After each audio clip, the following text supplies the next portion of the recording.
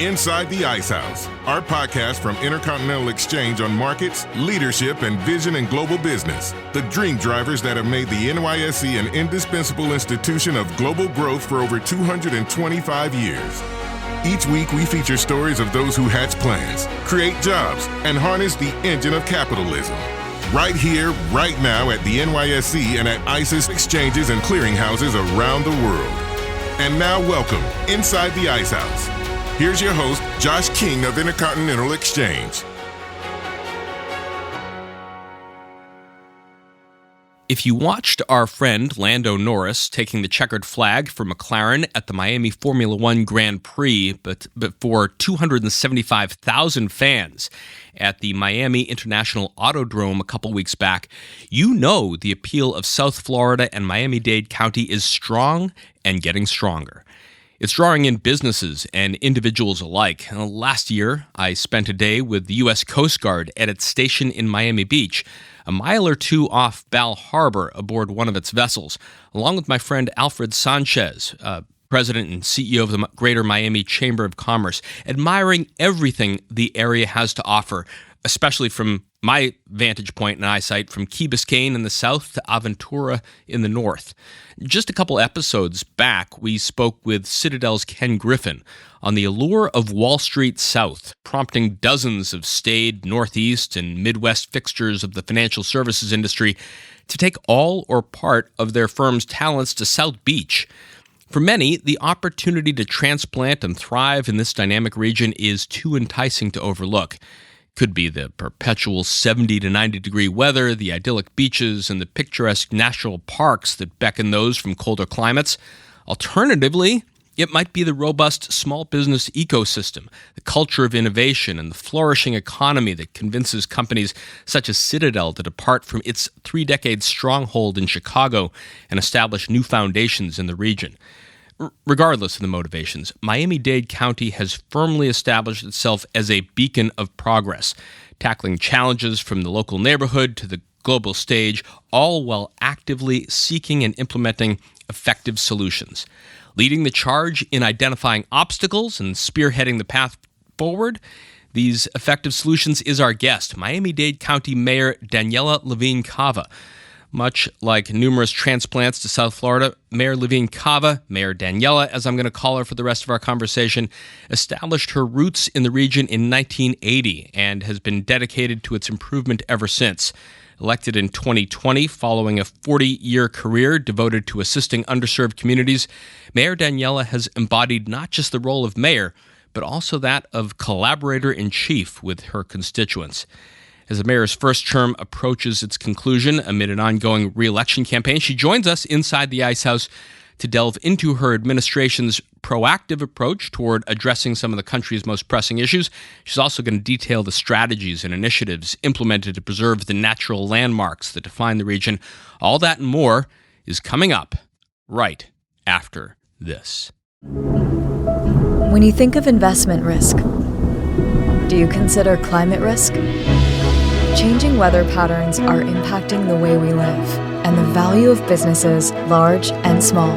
This can mean disruption to supply chains, changing demand for products, and shifting regulation. What does this mean for your business, your clients, and your investments? ICE offers data and markets that can provide critical insight. Manage your climate risk with ICE. Welcome back. Please remember to subscribe wherever you listen and rate and review us on Apple Podcasts so other folks know where to find us. Our guest today, Mayor Daniella Levine Cava, leads Miami-Dade County, the most populous county in Florida with over 30,000 government employees and nearly 3 million residents. Elected in November 2020 as Miami-Dade County's inaugural female mayor and the first person of Jewish descent to hold the office, Mayor Daniella dedicated 4 years to advocating for South Florida families as a social worker, lawyer, and nonprofit leader before assuming her current role. Mayor Daniella, thanks so much for joining us inside the Ice House. Great to be with you. I'm looking forward to the conversation. Quite a win for Lando Norris at the F1 Miami Grand Prix. Yes, and I had the excitement of the standing out on the grid for the national anthem. That was it for me. I did not get to stay for the race, but it was truly the kind of experience that proves people want to be in Miami-Dade County. I was watching Ken Griffin's CNBC interview from the Milken Conference in Los Angeles this week, talking about the Pitbull concert, in which Pitbull pauses during his set to thank everyone for investing in Miami. And I hadn't known much about Pitbull when Ken was talking about him, so I Googled his story. You can't have a better ambassador for the community. Very interesting that Mr. 305, Pitbull, also shares his name now because of my proclamation with Ken Griffin himself. So we were together at a $50 million gift announcement at the University of Miami Sylvester Cancer Center, and it happened to be March 5th, which is 305 Day in Miami-Dade County. So I declared Ken Griffin to be Mr. 305, but clearly he knows that someone came before him in that role. What does $50 million for the Sylvester Cancer Center mean for the area? It's really a phenomenal gift. And really, even before I think Ken took up residence, he was making his mark in the philanthropic world. So it was $50 million also for our Baptist system, which is our largest private healthcare provider in the region, for investments in neuro treatments. He also invested in Miami-Dade College. He's invested in our programming. We have the Miami-Dade Innovation Authority, and he was one of our 3 initial investors there. He's invested in soccer. He's a big soccer fan. So he's making sure that leading up to the World Cup and Copa this summer, that we have more kids with access to places where they can play. So it's just actually been quite overwhelming, the way that he's shown up and wanting to invest in making sure that our community can continue to thrive. In your 2024 State of the County address, you highlighted the growth and transformation of Miami-Dade during your first term, saying, I'm going to quote you here, Daniella, Miami-Dade has grown, it has changed, we are the community of the future, we are the place that people want to be. Reflecting on these initial 4 years, what's it been like navigating the challenges and successes to maintain Miami-Dade County, as you put it, a place people want to be? Yeah, I think also we embody change. You have to really be agile and open to all of the opportunities that come to us to succeed in this environment. And that's what makes us so famously entrepreneurial, long before this new resurgence. But those of us who've been here for a while, and I'm 43 years in Miami-Dade County, know that we're a beautiful place, a dynamic, culturally diverse place, inclusive, and of course the weather and the natural environment, to national parks and the beaches, etc. But we were discovered during the pandemic, when other places you could not go out to eat. I spoke to many people from Latin America who moved here because they could go out to dinner in Miami-Dade County. And it's also the compilation of all of these different cultures that we call it a salad, not a soup or a stew. It doesn't all blend. It's much more unique flavors that add that character. So I think people who are here embrace that kind of dynamism and change. And we thought with the pandemic and the loss of jobs and businesses that we would have a very, very hard time. But in fact, we are considered the most recovered economy in the country. I mean, on the topic of the salad, Mayor Daniella, when you maneuver the diverse landscape of Miami-Dade County, which encompasses, as you allude to, this rich tapestry of racial backgrounds, different economic statuses, everyday lifestyle presents a lot of different challenges for that sort of strata that you're talking about. The county juxtaposes these bustling urban centers with, as I looked at the map of it this morning, tranquil, less populated regions down by Homestead and places like Redland. How do you approach the task of ensuring that wide-ranging needs of all of the residents are met equitably? Yes. So that is, of course, a challenge, but I do think that we are the place where truly the American dream still can stand up proudly. And so we have a great appreciation for people being able to move economically up the ladder. And we are still a county of small businesses, even with the arrival of the big tech and finance companies that are dominating the job landscape, we know that we are animated by these mom and pop businesses, which also are what give us that special flavor. You want to go to a neighborhood and have Puerto Rican food, or Nicaraguan or Dominican or Venezuelan, you can get it all. Caribbean, you have Haitian and Jamaican, all of it. And it just, as you say, a tapestry.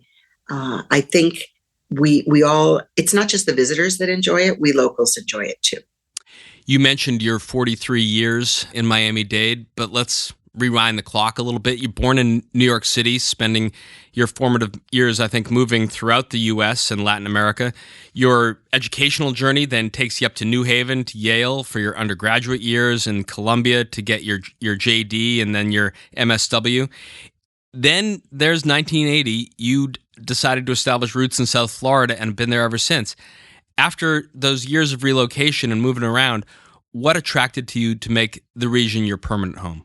Well, it was supposed to be temporary. My husband is a physician, and he was giving his dad an opportunity for a sabbatical year.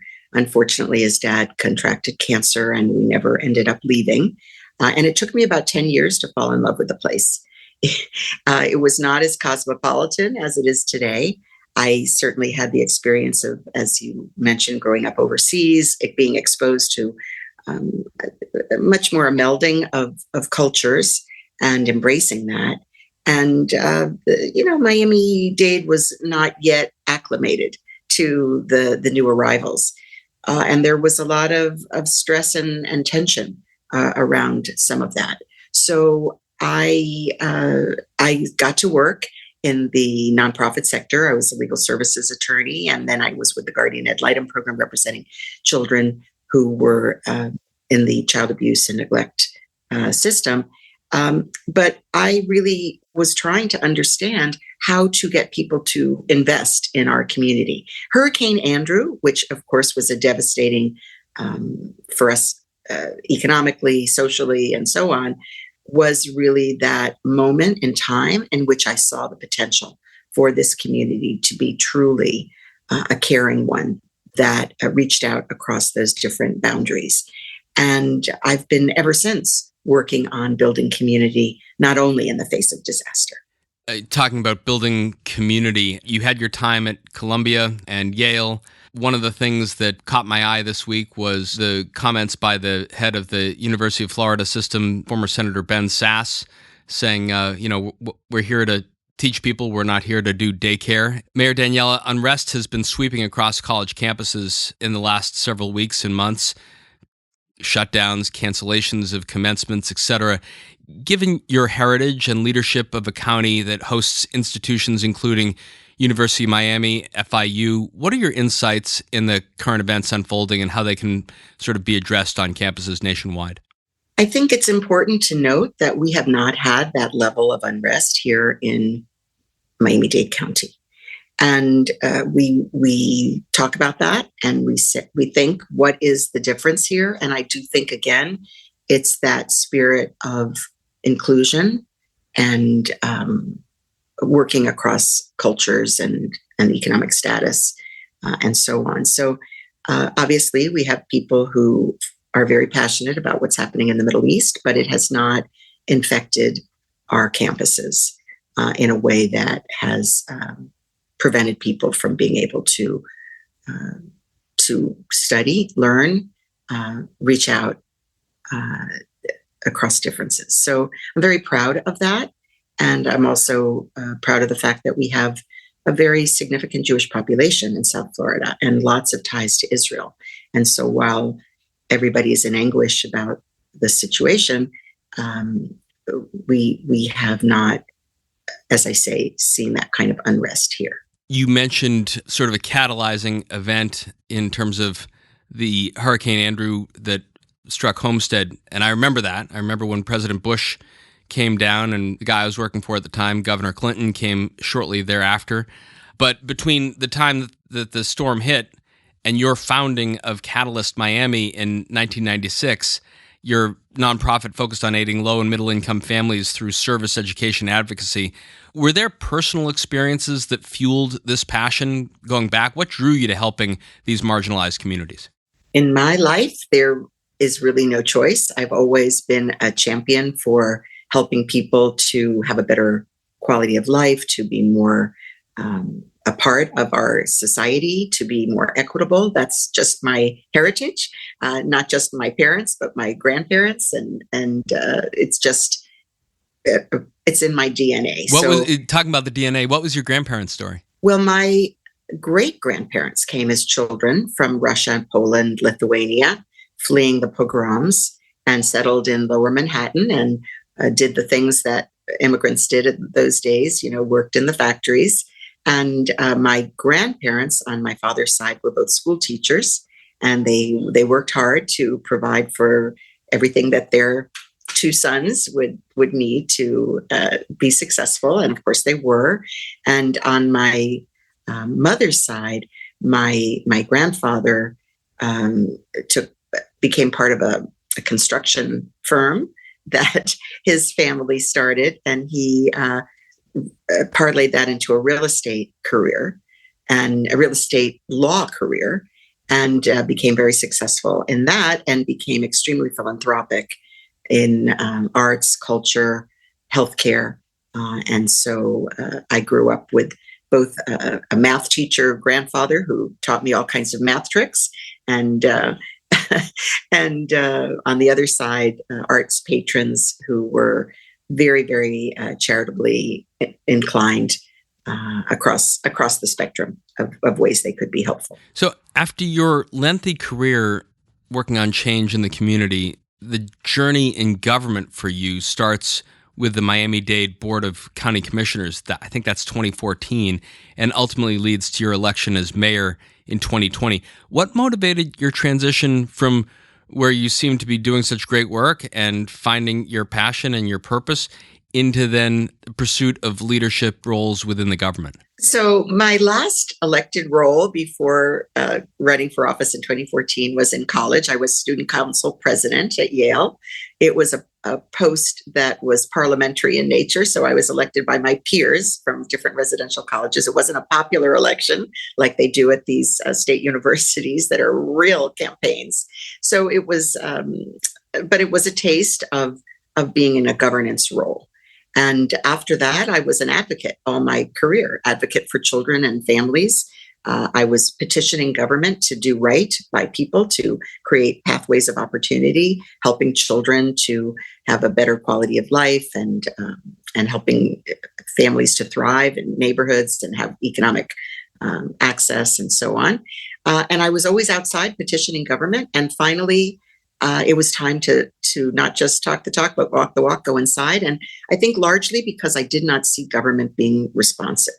I was training people to be activists in promoting the well-being of community, and we were not being listened to or treated with respect by people in elected office. So there was finally an opportunity that I was persuaded was the right time and place to jump in. And that is how I got into elected office. With such a diverse array of mayors across Florida, from Francis Suarez in Miami to Fort Myers with Kevin Anderson up to Tallahassee, John Daley, how would you describe the level of collaboration among you and these other state leaders when it comes to addressing common issues that range throughout the state? Yeah, well, I'm a bit of an anomaly because I'm a strong county mayor. So in Miami-Dade County, we have 34 cities. It's about half of the county is within these smaller municipalities, the largest of which is the city of Miami, but it's less than 500,000 people. So county overall, 3 million almost, and 34 cities. They range from very, very small to more significant in size. So I say, starting in my county, I am the collaborator in chief. You acknowledged that role, because I have to get these cities to play nicely in the sandbox. We occupy the same space, we breathe the same air, we use the same water, we ride the same transit, people are crisscrossing all the time. And I don't have authority over a lot of the day-to-day decisions in the cities, but our resources and assets cross boundaries. So I've worked very hard to create a friendlier, more collaborative approach to governance in the county. I'll just give an example. Stormwater. Flooding is a really big issue here, that we are low-lying. The seas are rising. The extreme weather events are coming. And we have floods. So how do we take that water off the land? How do we build with the water in mind? We can't just go city by city, but each city has its own stormwater utility. So we have to work together. And I'm really pleased that with the support of FEMA, we have achieved a really legendary low rating on our community rating score for flood risk. And for those in the outside the cities, because really our jurisdiction is the unincorporated parts of the county, the flood insurance went down 35% this past year. So it's an example that we have to work together to achieve those sorts of successes. Over the last couple of years, Mayor Daniella, Miami-Dade County and the surrounding community has acquired this moniker, Wall Street South. I'm sitting on Wall Street regular right now, looking at the weather reports down there, and I'm looking out at rain in Manhattan right now. Beyond sort of the climate that I spoke about earlier in the introduction, what opportunities and benefits do you ascribe to, what is drawing these firms that used to have their nameplates on places like Wall Street and Broad Street to look at Brickell Bay Drive as a potential future home? Well, first of all, they came because it was paradise. They discovered it during the pandemic. And so they came to visit, they stayed, they brought their families and friends, and then their businesses, and then their employees. And it truly has transformed our economy. So again, our economy is most recovered in the nation by some accounts. And we have grown in not just the businesses, but the investments, the venture capital. So that is of huge benefit for the startup economy. And these new jobs are largely in tech, whether it's fintech or health tech or climate tech. And by the way, we have the only designation in the country as a climate tech hub through the U.S. Department of Commerce that so designated us. And we're waiting, hope with bated breath, for major investments in our climate tech future. And we've assembled an incredible array of private sector employees, universities, municipalities, counties, to really fuel that economy, which is by rights ours. We should be the climate tech leader because we are facing the biggest challenges in climate. But along with that, our finance sector grew 3 times faster than the overall local economy over the last 10 years. Our banking, investment management are the fastest growing segments of the finance industry. And as far as tech is concerned, not only the companies that are here like Kaseya, which we have supported, and they have supported our local hiring, 3,400 new jobs in Miami just last year.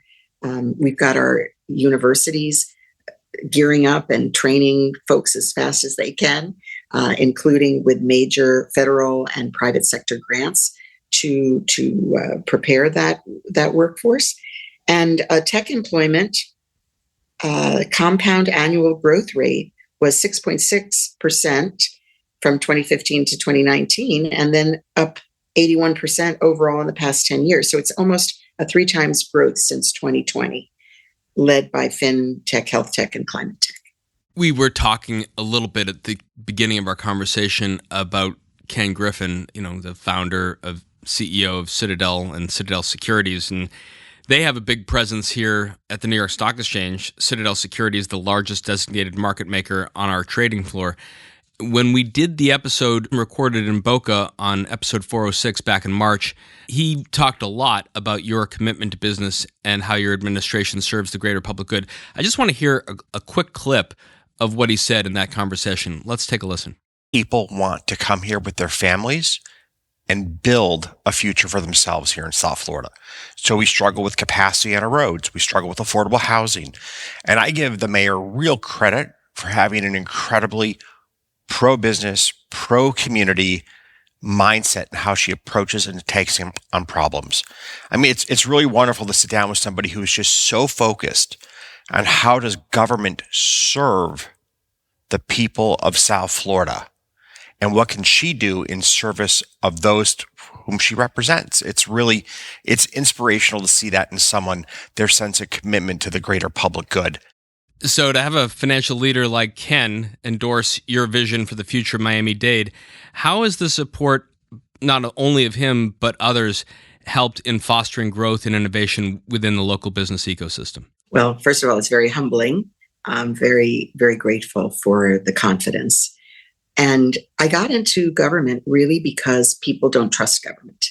And our democracy means so much to me, to all of us, and we can't take it for granted. So it's all about customer service. It's everything from filling the pothole to making sure that the business can get the permit that it needs in record time. It's cutting the red tape. And that's not a factor of what's going on in a city like this, for sure, that I'm in. Well, look, there are requirements. The government has to spend its money in a way that benefits the larger community. There are environmental factors. There are, in our case, preferences for small and local business because they reinvest and have a multiplier effect on the economy. So we do have, with county dollars, we do have programs that might slow down a little bit for the larger good.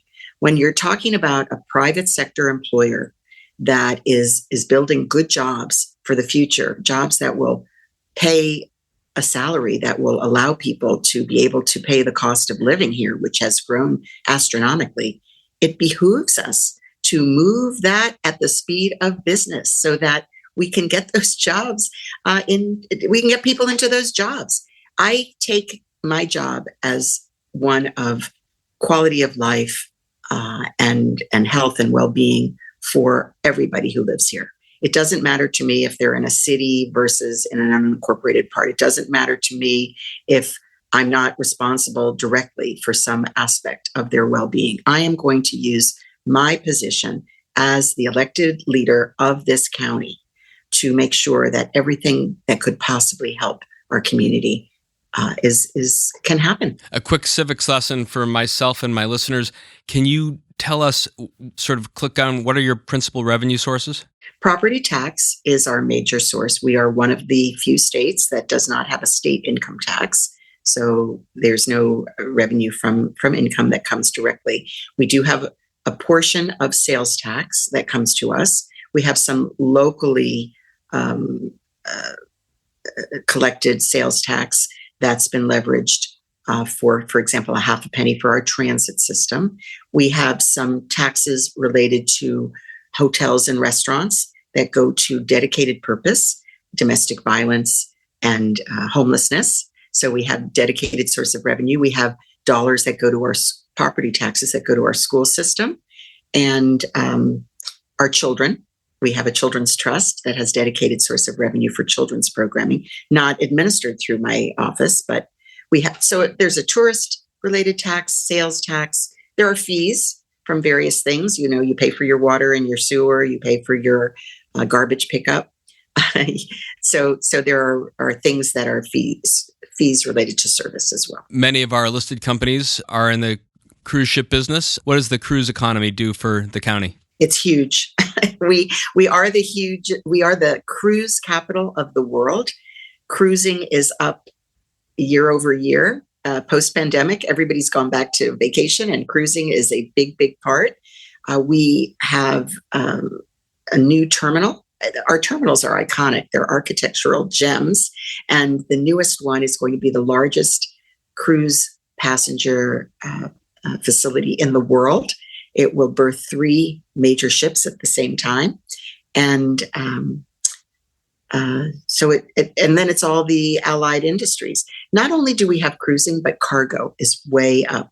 We are the cargo gateway to Central Latin America and the Caribbean. Just as an example, we took a trip to Japan almost 2 years ago now. And we met with Zim, major cargo company in the world. And they did not have a particular presence here. When we talked with them about the gateway aspect, they moved here. And now they are setting sail from Miami, the port of Miami. So let's talk a little bit about your first term. January 2021 marked the launch of, I think, what you called Thrive 305. In your administration, this was a groundbreaking public engagement initiative in Miami-Dade County, collaborating with the Miami Foundation, a coalition of philanthropic organizations. What were the primary objectives of Thrive 305, and how did it aim to enhance the well-being of the constituents? So remembering I'm a lawyer and a social worker, and a public interest lawyer at that, everything that I do is people-centered. And I don't know what's best without listening to people and having them participate in our democracy. That's how I build trust.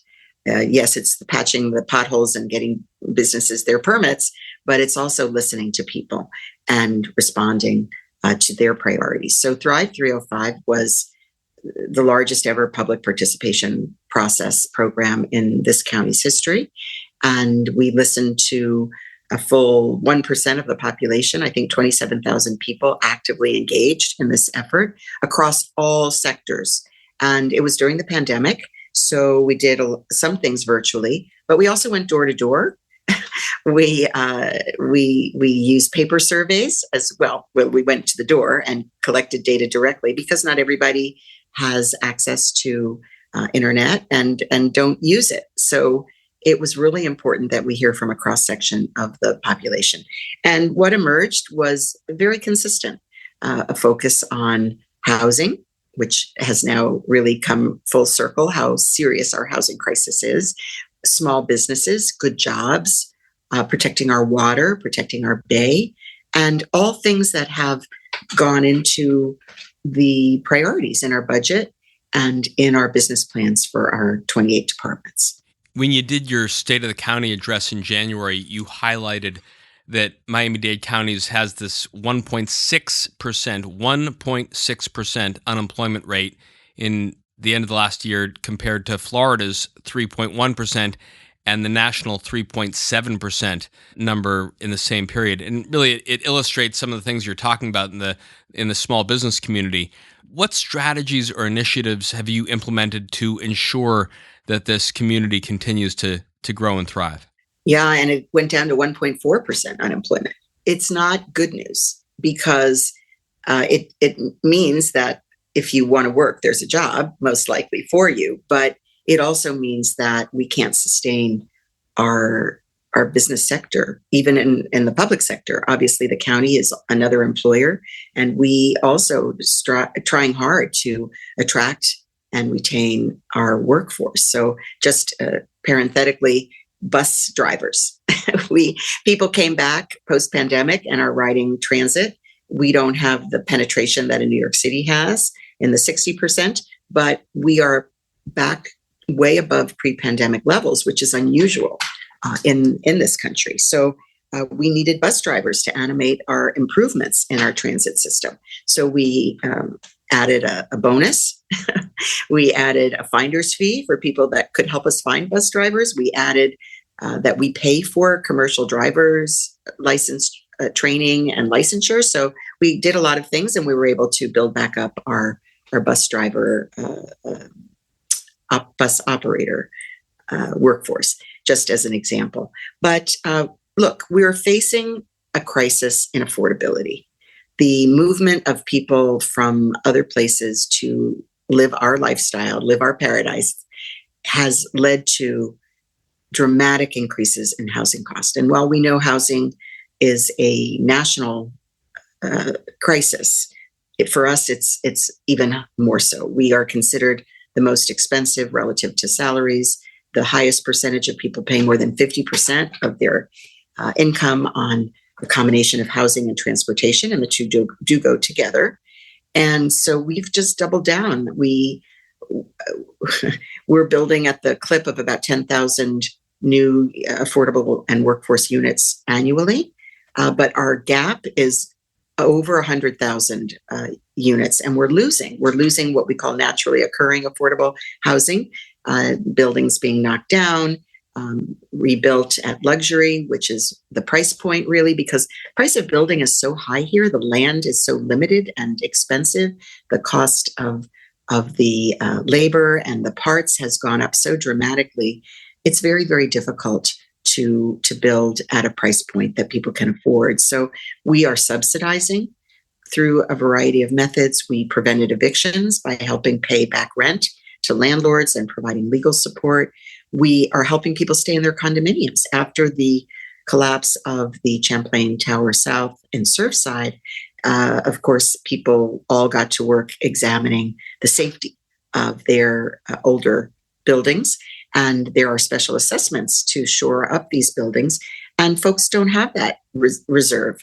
So how do we make sure that they can stay living in those buildings and those buildings don't get knocked down to build something more expensive that makes it even harder? We created a special assessment loan program up to $50,000 for 30 years, zero interest, up to 140% of our area median income. So many, many people have taken advantage of that.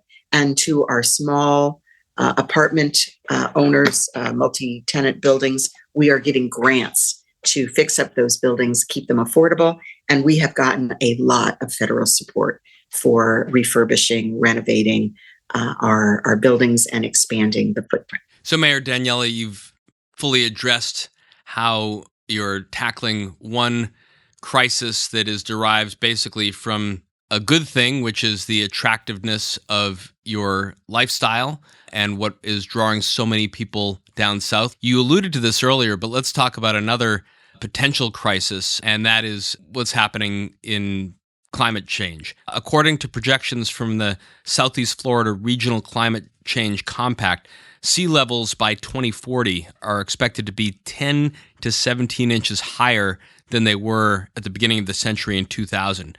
10 to 17 inches, Mayor. That's an ongoing issue for Miami-Dade and one that's going to require continued solutions in the year to come. Help educate us on how the county is enhancing its resilience, specifically in infrastructure, to deal with rising sea levels. We are canaries in the coal mine when it comes to sea level rise, and we've known that for a time. And we do have this regional compact, which works together across the counties, across a mega region, if you will, which is extremely helpful. We have a lot of good data and plans, and we have a lot of policies that are in place. For example, we did launch our climate action strategy in 2021 before I went to Glasgow for COP26. And we have pledged to cut our greenhouse gas emissions by 50% in the next 6 years and to reach net zero by 2050. So we're doing our part on the global front. As far as adaptation is concerned, we are building higher. We've got pumps, and we have I told you FEMA had rated us very high in our adaptation strategies around flooding. We have new legislation called the Impervious Ordinance that will require people to keep water on their land, meaning you can't flood someone else's property. You have to build with water in mind. We're working on the stormwater runoff issues across municipalities, because what runs into the ocean also pollutes the ocean. So we have to work together to do filtration and land absorption wherever possible. Our parks are being built with water absorption in mind. By the way, the listeners can't see it, but you are seeing my virtual background on this Zoom call, and it's my backyard with a pool of water from Sunny Day flooding. So just to be clear, that is from a king tide, and I live rather close to the bay, and on king tide days, the water is coming to my backyard. So that is proof positive. But my house is actually at a 7-foot elevation, and we have a lot of education programs to help people understand what they need to do. So private developers, they're building with this in mind, obviously, but we are refurbishing, and we have the Army Corps working with us on something called the Back Base Study The draft was released in April. It will be finally adopted in August, and it will hopefully lead to some major investments to protect against storm surge, like Hurricane Ian that hit the west coast of Florida and devastated Fort Myers Beach. And I went to Fort Myers Beach right after the storm because we sent our people to help. We sent our water sewer department to restore their water system. We sent our firefighters, our police officers to help. And the buildings that were built on concrete and on stilts, they were relatively unscathed. The ones that were not part of the new building code, they were gone. So we do know how to build with water in mind, and we're working hard to make sure that we do that, as well to move away from some of the more vulnerable areas, right? As I can see behind you, water is never far from Miami-Dade County resident, and focusing on climate change and nature and wildlife preservation, Daniella, Miami-Dade County touches, I think, Biscayne National Park, also Everglades National Park. During your term, what strategies have been implemented prioritizing both the preservation and restoration of these natural wonders? We're so fortunate to have 2 national parks. That's unlike any other place in the country. And I am very delighted to serve now on the National Park System Advisory Board. So because of my passion for national parks and all of my free time is spent in nature, in these wilderness areas, hiking, kayaking, canoeing, river rafting, etc. So it's very much a part of what I know is critically important for our country, for our world. We have a very strong partnership with these national parks. They are attractants for tourists. They are areas of preservation and natural wonder and beauty. So we work together. We have a great county park system as well, very extensive, and we partnered together to build eco-friendly community and get our young people out into nature so that they can truly become the future stewards. You talked to me a little bit earlier about some of the strategies of making sure that your fleet of buses have drivers behind the wheel. Just to go a little bit deeper into the transportation challenge department, in March, when you talked to the Aspen Ideas Climate 2024 conference that was held in Miami Beach, you were engaged in discussions about transportation, specifically focusing on electric vehicles. We've got an EV IPO today at the New York Stock Exchange. You were talking alongside Mayor Justin Bibb of Cleveland and the Deputy Secretary of Transportation, Polly Trottenberg. How has your administration actively fostered an environment conducive to EVs and then facilitated their integration throughout the county? We are going to have the largest EV bus rapid transit system in the world within the year on our South Dade corridor. It's a 20-mile stretch that will be all electric bus rapid transit vehicles. We have purchased one of the largest fleets in the country, 176 buses, and our county's fleet for service vehicles is also working towards 30% by 2030. Charging station infrastructure, critical piece of that, we've installed throughout county-owned facilities and making sure it's equitable for all residents, a key factor. We've got 54 level 2 chargers dispersed throughout the community and one level 3 charger for our county fleet. And we're building a major charging infrastructure for the bus fleet. So we are definitely future ready when it comes to electric vehicles and also solar. We have put solar on 3 major county facilities, and we're working towards solarizing our airport, which brings me a special joy. We are modernizing that airport at a rapid pace. It's modernization in action, and we are investing $8 billion in modernization of infrastructure and maintenance. So we have a special team, elite team that is running around fixing smaller things. So we're keeping up. I mean, it's not a new airport, so we are working hard on that. But as far as solarizing goes, we have to keep the solar power generated on the facility. We're not allowed to wheel it to other facilities pursuant to Florida law. Otherwise, we are a utility. So that somewhat limits what we can do. But we know the airport has a huge energy footprint. We're going to be saving millions of dollars through this installation, just like we are at the libraries and the jail where we installed solar. So